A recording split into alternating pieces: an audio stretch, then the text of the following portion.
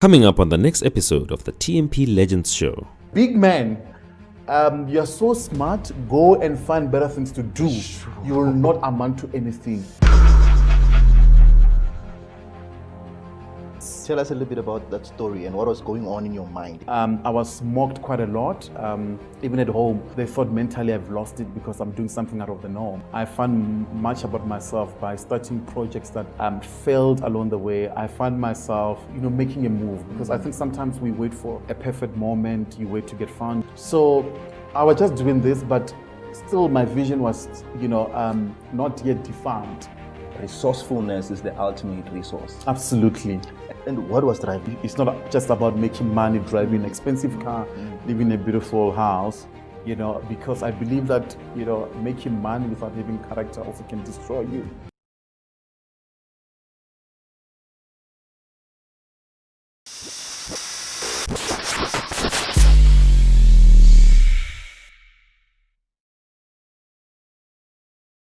Hello everybody, today we are at Rosebank and we are having a very key interview with a very key individual by the name of Emmanuel Bonoko of Bonoko Holdings. Time of the day, please don't be late. Call your friends, I'll call my friends. Let's go and be changed. TMP is doing the most. TMP is doing the most. It's the time of the day. Please don't be late. Call your friends, I'll call my friends. Hello everybody, welcome back to The Miracle Perspective. Today it's a very special episode that you're watching because we're in the Bonoko Holdings offices in conversation with Emmanuel Bonoko. I'll tell you just a little bit about him. But I decided to do this interview with this man because of the wonderful works he has done. And I think it's time where we as Black Africans must see motivation and inspiration from one of our own. And this is a man that will be sharing a lot of insights, wisdom on how he made it from scratch. By the way, this man has never worked for anyone. He just went from university and he started with his own business, and right now he's flourishing. He's big. Just give you a little bit of an insight to who Emmanuel Bonoko is. Emmanuel Bonoko is a marketing and PR extraordinaire and a social entrepreneur. He is a leader on a mission to conquer the world, and he is unapologetic about some of the talents that God has blessed him with. Mr. Bonoko, welcome to The Miracle Perspective. How are you? I'm grateful. Yeah. I am very grateful for having time to sit down with you live. I really appreciate that, sir. Thank you so much. Thank you so much. Yeah. Tell me a little bit about you, sir. Yeah. Who is Emmanuel Bonoko? Emmanuel Bonoko, wow. I'll just say I'm just a young leader, a man that is on a mission to make an impact. I'm a brother, and I see myself as a visionary, and I'm blessed to be in a space to be doing what I'm doing now, so that's what I can say briefly about myself. So, let's talk about your academic qualifications, because on my Q&A session 2 weeks ago on the channel, someone asked me about the importance of education. Yeah. And I gave my ideas of the importance of education. Yeah. And in your case, you did your BCom marketing degree. Yes. What was the motivation behind that? Did you know what you were getting yourself into? Because I realized most African young people, they just go to university without the big solidified idea of what they are studying is all about and where it's going to take them in the future. What about you? For me, to be honest, also, my vision was not well defined from the word go. Growing up, I never saw an entrepreneur. We're all just encouraged to go to school and get our qualifications and go and find a job. That matric, but eventually I did extremely well as one of the top students. Then I had a scholarship to go and study business management. I failed badly. First year, I did so bad. Then eventually second year, then that's where I changed my course to marketing. But still the same, I was just doing marketing for the sake of doing marketing. But I think later on, it made a perfect sense that why I'm studying marketing, because when I was doing my second year, that's where I was starting to embark on so many community projects. And, those projects, obviously, they needed a bit of marketing and exposure. So I think it played a huge role later on. It's like, actually, I love what I'm doing, and it's more relating to what I'm studying, But I'll be lying. My vision was not clear, was not well defined. I had no mentors. But what I can say, I had a vision, to do so much, for my community. So when you were in second year and started engaging yourself in this extramural activity, so to speak, were you not scared that since you failed the first year, now this is going to derail you from that path? And what was the motivation for you doing that at that time? I always say I found myself by making mistakes. I found much about myself by starting projects that failed along the way. I found myself, just making a move, because I think sometimes we wait for a perfect moment. You wait to get funding. You wait to even to start, maybe formalize your company before you can embark and really do the work. And for me, that time my company was not formalized. I had no structure at all, but I had so much interest, to empower young people. And I was just collecting books, I used to collect all type of books. Then I'll go to prison, I'll go to schools and NGO across South Africa. And I remember that time, 702, they heard about my work and they gave me an exposure that we want to partner with you, as you do this book drive. And so much that emerged out of the book drive. And I was mocked quite a lot. Even at home, they thought mentally I've lost it because I'm doing something out of the norm. I'm collecting books. So many people never saw something powerfully that can come out of the book drive. And I think as I was donating books, going to schools, speaking to young people, that's where I found so much about myself. I believe as much as now by profession, I'm a marketer, but at heart, I'm a social entrepreneur. I'm more about human development. I'm more about making impact. And the book drive launched me as a brand, to be the man that I am today. And from the book drive, I started to host, a number of business events, career expos, and also getting bursaries for so many schools that we did adopt. So I was just doing this, but still my vision was, not yet defined, but I was doing something. So I think there's power in starting. So most of us, we don't want to start. If you can just start, that's where you can discover so much about yourself and possibly what you can even become in the near future. One of the people that I really follow and find as a mentor in my life usually says resourcefulness is the ultimate resource. Absolutely. And what you're telling me, that's the message I'm getting from Absolutely. here. Because you look at the economy, you look at the way things are happening in black business. 50% of new business startups fail within the first 5 years. Yes. And if you check, one of the main reasons why they are failing, they say it's capital, money. Yes. And now you're saying, we shouldn't think about the money and Absolutely. the stuff, we just need to start. Yeah, and that's quite powerful because for me, I was not even making money, but there was an impact. I was not making money at all. And even some of the great business people that, I used to look up to, which I still do, they could not understand what I was doing because I was getting a lot of media attention that time. But people say, why are you not making money? But that's where I've learned that our journey will never be the same. I think every entrepreneur needs to embrace their own path. And I'm grateful that God gave me so much grace, to really embrace my journey. That this is me, Emmanuel Bonoko, and I need to, sort of be more vocal about who I am, And I knew, later on, I'll do well and, secure number of bags, But I've learned a lot through that process, and I believe it's quite key that we go through the journey. I was telling my younger brother, like, Emmanuel, you're doing extremely well. You're getting all these deals, even during COVID. I was like, I've paid the price. Wow. I've paid the price, my brother, so it's been quite a journey. So I think during that time, donating books, going to prison, speaking to young people, I was really planting a seed to be who I am today. Were you doing that when you were still in varsity or Yes, after varsity? I was still in varsity. Yeah, my first year in varsity, second year in varsity, my lecturers could not understand me. At home, I remember they had family gathering. They thought mentally, I've lost it. Yeah, Bongo, they had to travel all the way from Limpopo just to come and kuza me, because but no, there's something wrong. But only to find out.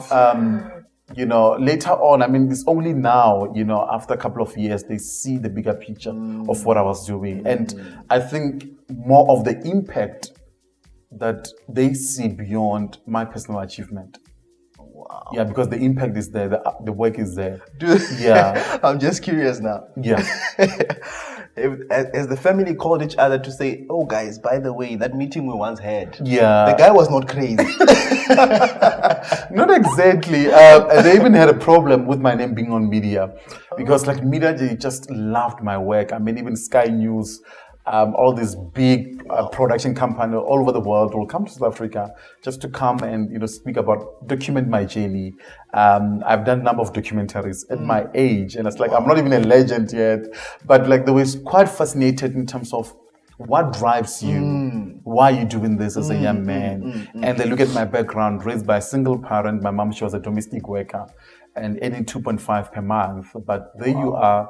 You want to start a foundation and you're not even making money. And what was driving you there? You know what? I think also growing up, especially when I was at varsity, I had mentors and I could learn so much from them. So they taught me about the power of teachability. So I had to be a very teachable young man and also just observe them, that how they use their platform to influence so many lives.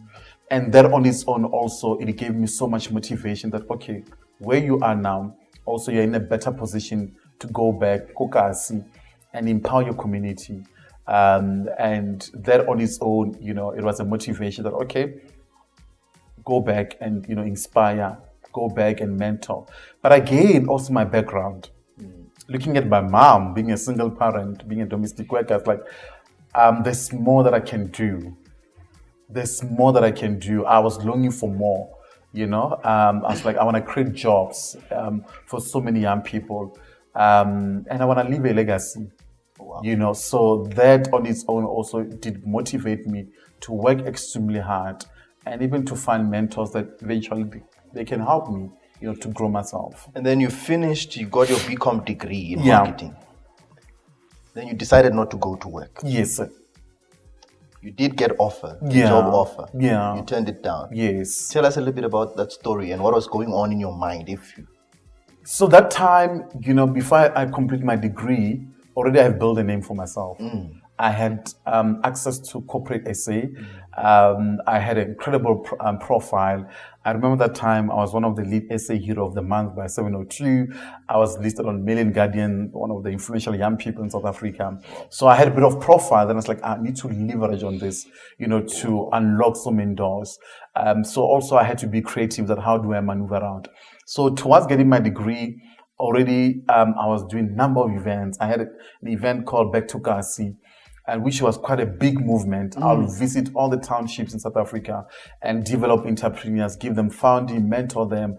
And I was able to mobilize corporate SA to come and support my initiative. I don't know how I did it, but the impact was there. And most of our events were sold out. So I used to sell my events on social media. And I think that's where my love for PR and marketing, fall into place, because I had to market my own events. So I knew that, but Emmanuel, already you have established a base, a foundation, so you can't go corporate. So then that's why I formalized my marketing agency. And it was easy to get clientele under the holding company based on the credibility of my foundation and all the work that I've done over the years. So it was easy for me to get business, was easy for me to get endorsement, was easy for me to get referral, because there was a lot of credibility, work, which is quite key, because most of us, especially as young entrepreneurs, we got great ideas because we have so much that we want to embark on, but we don't have, we can't display our work.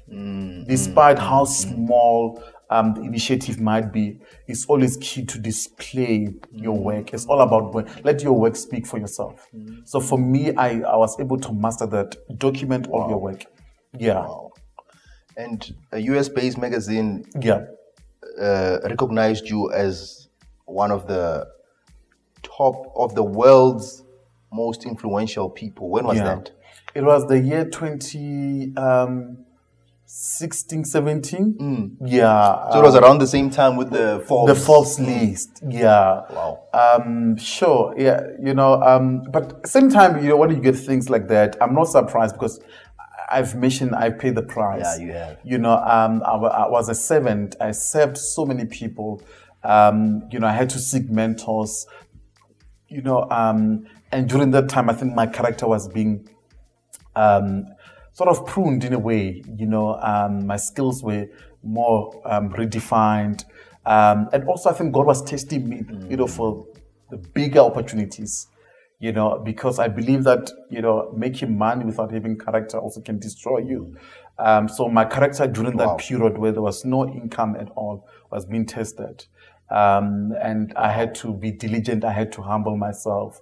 And even now, to be where I am and what I've done over the years, when I get big doors, I'm not surprised anymore. And I'm still able to contain, the platform and use it wisely.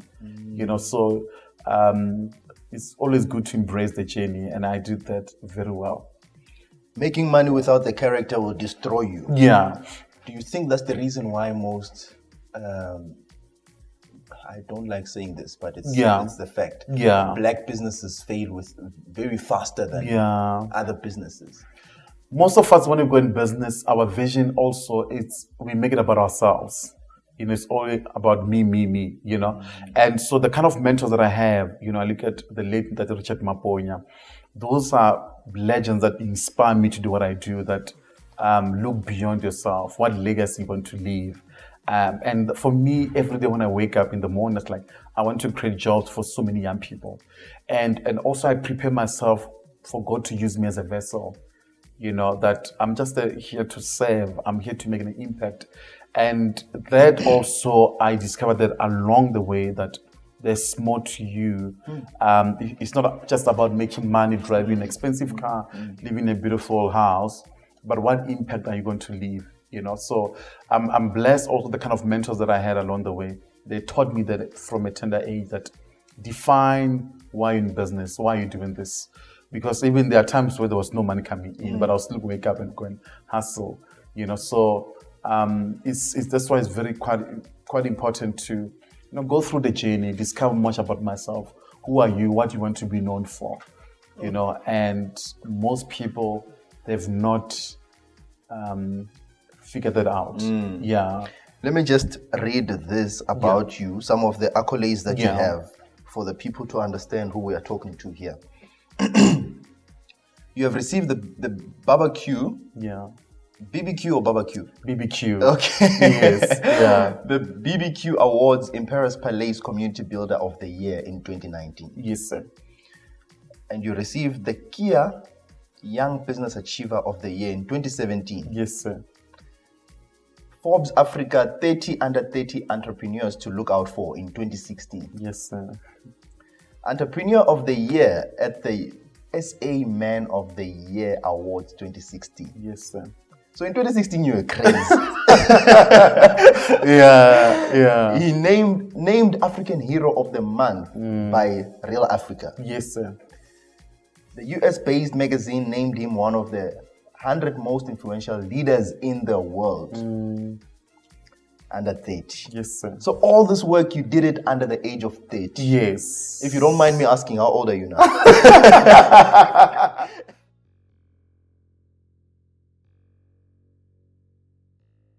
Miracle perspective is in the area. Perspective. It's finished.